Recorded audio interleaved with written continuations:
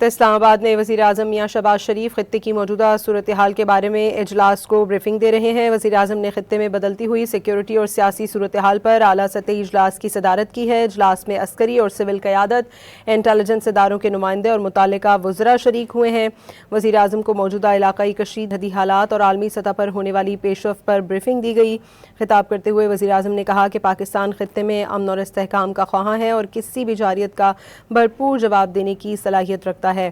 انہوں نے مزید کہا کہ قومی سلامتی پر کوئی سمجھوتہ نہیں کیا جائے گا اور ملک کے دفاع کو ہر صورت یقینی بنایا جائے گا۔ اجلاس میں سفارتی سطح پر اقدامات تیز کرنے، عالمی برادری سے رابطے بڑھانے اور داخلی سیکیورٹی مزید مضبوط بنانے پر بھی غور کیا گیا ہے۔ مزید اس بارے میں بات کریں گے ڈان نیوز کے نمائندے طاہر شیرانی سے۔ طاہر، اپڈیٹ کیجیے گا۔ جی، یہ ایک اہم اجلاس ہے وزیر اعظم کی زیر صدارت، جس میں چاروں صوبوں کے وزرائے اعلیٰ، اس کے ساتھ ساتھ chairman peoples party Bilawal Bhutto Zardari, field marshal Syed Asim Munir سمیت جو دیگر متعلقہ وفاقی وزراء ہیں اور نائب وزیر اعظم اسحاق ڈار، انہوں نے اجلاس میں شرکت کی ہے۔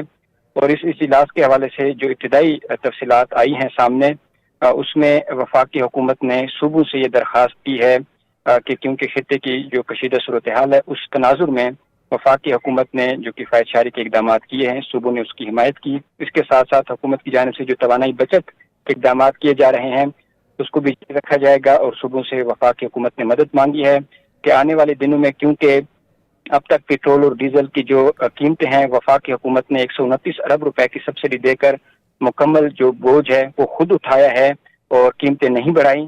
لیکن اب وقت آ گیا ہے کہ وزیر اعظم نے یہ اندیا دیا ہے کہ جو عام سبسڈی ہے اس کو ختم کیا جائے، صرف ٹارگیٹڈ سبسڈی کی طرف جایا جائے، جس میں جو متوسط طبقہ ہے اس کو بچایا جا سکے۔ اس کے ساتھ ساتھ کیونکہ مہنگائی کو بھی روکنا ہے، اگر پیٹرول اور ڈیزل کی قیمتیں بڑھتی ہیں تو اس صورت میں ملک میں مہنگائی کا ایک نیا طوفان آئے گا۔ تو اس لیے حکومت کے اندر میں سے یہ بھی ایک سوچ موجود ہے کہ مکمل بوجھ عوام پر منتقل نہ کیا جائے۔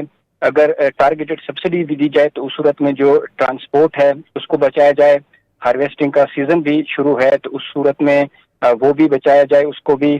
اور جو پیٹرول استعمال کرتے ہیں موٹر سائیکل رکشہ سوار، ان کو بھی ٹارگیٹڈ سبسڈی کے ذریعے بچایا جائے۔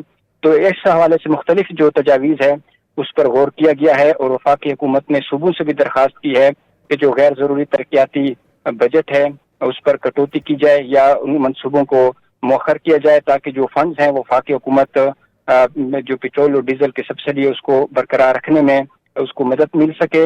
اور اس حوالے سے وفاقی حکومت نے کیونکہ اب تک جو 129 ارب روپے کی سبسڈی دی ہے، اس میں سے 100 ارب روپے ترقیاتی بجٹ میں کٹوتی کی گئی۔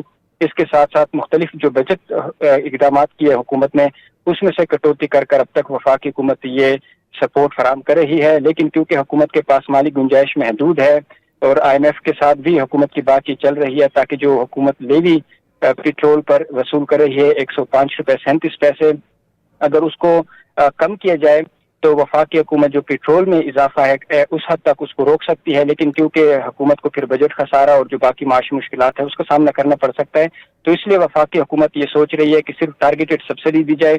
اس صورت میں جو متوسط طبقے ہے، ٹرانسپورٹ سیکٹر ہے، اس کو ہارویسٹنگ کے حوالے سے اس سیکٹر کو اس حد تک بچایا جائے، اور باقی جو پیٹرول کی قیمتیں ہیں یا ڈیزل کی قیمتیں ہیں اس میں اضافہ کیا جائے۔ لیکن ابھی تک یہ مشاورت چل رہی ہے صوبوں کے ساتھ۔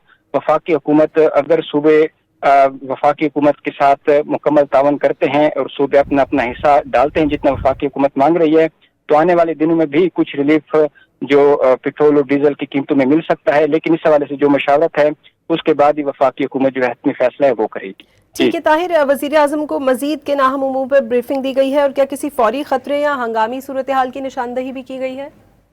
جی دیکھیں، جو خطے کی کشیدہ صورتحال ہے، کیونکہ جو غیر یقینی صورتحال ہے، جنگ دوسرے مہینے میں داخل ہو چکی ہے، اور وفاقی حکومت کی جانب سے اور پاکستان کی جانب سے جو مجموعی طور پر اقدامات کیے گئے ہیں اب تک اور آنے والے دنوں میں جو اقدامات کیے جانے ہیں، تو اس حوالے سے بھی اجلاس میں تفصیلی غور کیا گیا ہے۔ جو حکومت پاکستان کی جانب سے سفارتی سطح پر اور اس کے ساتھ ساتھ پاکستان نے جو ایران اور امریکہ کی جنگ بندی کے لیے سالسلی کی جو اقدامات کی اور پیشکش کی، تو اس حوالے سے بھی اجلاس میں تبادلہ خیال ہوا ہے۔ اور مجموعی طور پر جو خطے کی کشیدہ صورتحال کے تناظر میں توانائی بچت اور کفایت شعاری کے اقدامات ہیں، اس پر زیادہ بات ہو رہی ہے کہ حکومت چاہ رہی ہے کہ صوبے مل کر وفاق کا ہاتھ بٹائیں اور وفاق کی حکومت بھی जो मुतवसत तबके हैं उसको मजमूई बोझ से बचाया जा सके। तो मजमूई तौर पर जो भी हुकूमत की जानिब से सफारती कोशिशें हो रही हैं, जो कौमी सलामती है, माशी मुश्किलात बढ़ी हैं खित्ते की शिद्दत सूरत हाल के तनाजुर में, और उसके साथ साथ जो हुकूमत की जानिब से अब तक किफ़ायतशारी इक़दामात किए गए हैं, वफाकी हुकूमत और सूबे ने किफ़ायतशारी के इक़दामात जारी रखने का फैसला किया है।